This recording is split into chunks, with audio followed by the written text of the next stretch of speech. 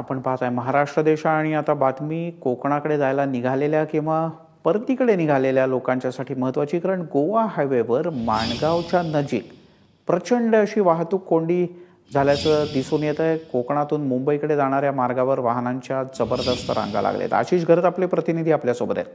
आशिष, काय माहिती आहे आणखी? मिलिंद, गेल्या तासाभरापासून या मुंबई गोवा हायवेवरती माणगावजवळ वाहतूक कोंडी झालेली आहे। जवळजवळ 5 ते 6 किलोमीटरची रांग या संपूर्ण परिसरात लागलेली आहे आणि ही संपूर्ण जी रांग आहे ही कोकणातून मुंबईकडे येण्याच्या दिशेने येणारा जो मार्ग आहे या सगळ्या मार्गावरती जवळजवळ ही संपूर्ण वाहतूक कोंडी झाली आणि भली मोठी रांग या ठिकाणी लागल्या।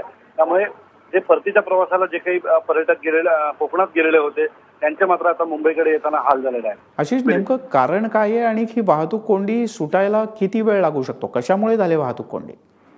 मिलिंद, हा संपूर्ण रस्ता जो आहे तो मुंबई गोवा हायवेचं जे चौपदरीकरण आहे हे संपूर्ण फक्त इंदापूर पर्यंत होत आहे, पण पुढचा मार्ग जो आहे इंदापूर ते कोल्हापूरचा जो मार्ग आहे याचं रुंदीकरण अद्याप झालेलं नाही आणि त्या ठिकाणी माणगाव जवळच्या काही अनधिकृत टपऱ्या ज्या आहेत रस्त्याच्या कडेला बसलेल्या त्या ठिकाणी मोठ्या प्रमाणात गाड्या सुद्धा थांबलेल्या असतात आणि दुसरा भाग म्हणजे जो निजामपूरकडून माणगावला येणारा रूट आहे किंवा श्रीवर्धनकडून माणगावला माणगावजवळ मुंबई गोवा हायवेला जॉईंट होणारा जो रूट आहे या सगळ्या बाजूनी या गाड्या येत असताना या ठिकाणी नेहमीच सातत्याने वाहतूक कोंडी होत असते। आशिष तुर्तास, धन्यवाद या सगळ्या माहितीबद्दल।